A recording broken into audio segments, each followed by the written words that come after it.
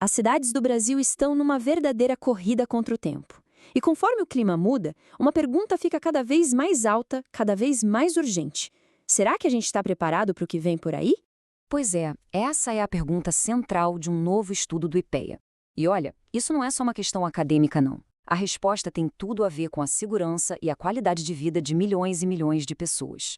E os riscos são bem reais. Pensa só. Enchentes devastando cidades inteiras no litoral. Infraestrutura desmoronando com chuvas que ninguém nunca viu. Ondas de calor que viram um problema de saúde pública. O desafio, como dá para ver, é gigantesco.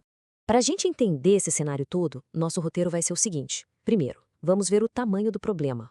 Depois, a gente vai conhecer a ferramenta que foi usada para avaliar as cidades.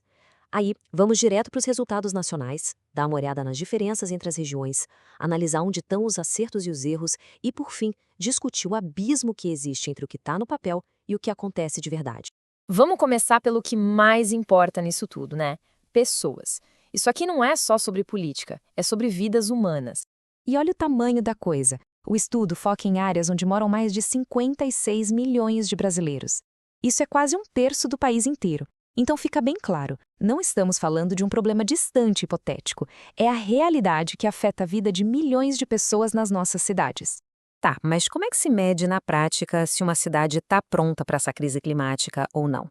A pesquisa usou uma ferramenta bem específica para fazer exatamente isso. Essa ferramenta se chama Índice de Adaptação Urbana, o IAU. Pensa nele como se fosse um boletim mesmo, uma nota que a cidade recebe. Ele olha para 26 indicadores diferentes e checa se o município tem os planos e as políticas certas para se adaptar. É um diagnóstico do que já existe, pelo menos no papel. O IAU é dividido em 5 grandes áreas. Ele analisa tudo, desde como a gente planeja nossas casas e nosso transporte, até como cuidamos do meio ambiente e, talvez o mais importante, como a gente lida com riscos tipo enchentes e deslizamentos. Cada fatia desse gráfico dá uma pista de onde as cidades estão mandando bem e onde elas estão falhando. E só para todo mundo ficar na mesma página, quando a gente fala em adaptação, estamos usando a definição que está na nossa própria Política Nacional sobre Mudança do Clima, ok? A ideia não é parar a mudança climática em si, mas tomar medidas para a gente ficar menos vulnerável aos efeitos dela. É uma questão de preparo e resiliência. Ok, agora que a gente já entendeu a ferramenta e os conceitos, vamos ao que interessa, os resultados. Como é que o Brasil saiu nessa foto? E olha, a pesquisa foi longe, viu? Como esse mapa mostra, foram analisadas as sedes de quase todas as regiões metropolitanas e RIDs do país, do norte ao sul. Isso dá pra gente um panorama nacional bem completo. E o principal achado? Bom, ele é direto e, sinceramente, bem preocupante. Existe uma desigualdade gigantesca. A capacidade de uma cidade se adaptar não é a mesma em todo o Brasil. Algumas regiões estão muito, mas muito mais preparadas que outras. Então vamos mergulhar nessa história que, no fundo, é uma história sobre desigualdade. E aqui, olha só, o contraste fica gritante. O gráfico mostra uma diferença enorme. Enquanto o Centro-Oeste e o Sudeste aparecem com uma capacidade de adaptação considerada alta, o Nordeste fica para trás, com uma classificação só média. É aqui que a gente entende o tamanho do desafio. O Nordeste, que tem a segunda maior população metropolitana do país e é super vulnerável à seca, é uma das regiões menos preparadas.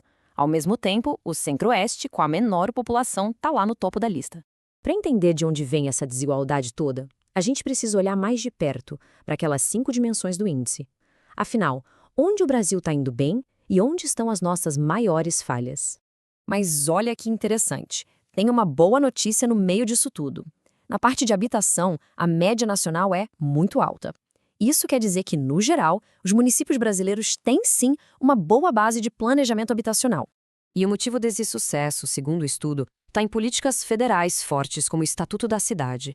Mesmo sem falar de clima diretamente, essas leis criaram a base para um planejamento urbano mais organizado e, por consequência, mais resiliente.